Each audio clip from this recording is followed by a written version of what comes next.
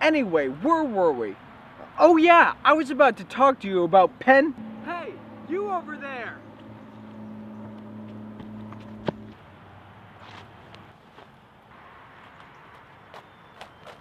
Hey, how's it going?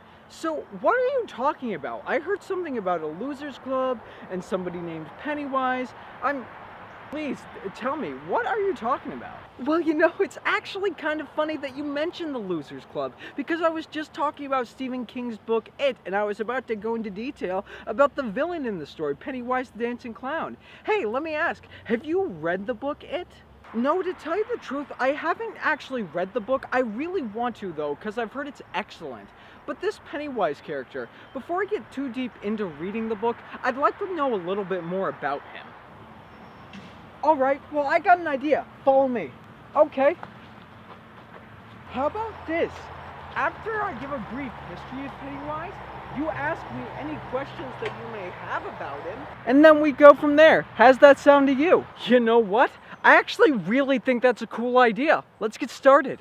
Well, to tell a brief history, he's actually been in this fictional town called Derry, Maine for quite a long time, longer than anyone else has been there. In the story, it's described that he's been there longer than the Big Bang has. And, well, Pennywise, he's not just an evil clown. He actually turns into whatever you fear the most. Oh, so kind of like a boggart in Harry Potter? Exactly! But one of my favorite aspects about Pennywise really isn't to deal with the fear factor per se, because although it is cool that he can turn into whatever you fear the most, the real reason why I'm intrigued by this creature is simply on the fact of what he stands for. When King wrote Pennywise, he was dealing with a creature that lived purely in the world of imagination. Because let's face it, when you're a kid, your fears and your imagination is a lot more different than it is when you're an adult. Well, like say when you're a kid, you might fear stuff like Frankenstein's monster or a werewolf. But when you're an adult, you start fearing more stuff like taxes, like spiders, like people coming into your house and haunting you. And King really delves into both of those aspects when he wrote Pennywise. Well, that's all good and all, but in all honesty, I'm having a little trouble trying to understand why we're supposed to care. This thing terrifies children, he terrifies the town, and he hunts kids down. I mean, besides being evil and twisted, why on earth are we supposed to care about this thing?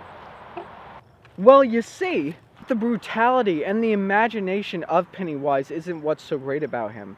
He is the catalyst that brought all of these kids together, and honestly, it teaches once again that if you're with a group of people that you love, if you're with a group of people that can stand by your side, you don't have to be afraid of anything. There's nothing you should be afraid of. Pennywise might just be my favorite monster. Not because simply that he's an amazing creature with amazing abilities, but he's a creature that teaches us all through Stephen King's words that we don't need to be afraid of anything. As long as we've got loved ones by our side, we don't need to be scared. We can fight on through even the hardest of times. Well, I have to say, you certainly know what you're talking about. You're definitely one of the most intelligent kids I've ever met when it comes to literature. Well, thank you. That is awful kind of you to say. By the way, I don't think I got your name. You know, it's really interesting that you bring that up. Most of my friends call me Bobby, but my full name is Mr. Robert Gray. Well, it was nice talking to you, but I gotta go. Come on, Cody. I've got a little surprise for you. Look, I appreciate that, but I really don't think I'm gonna want anything that you've got.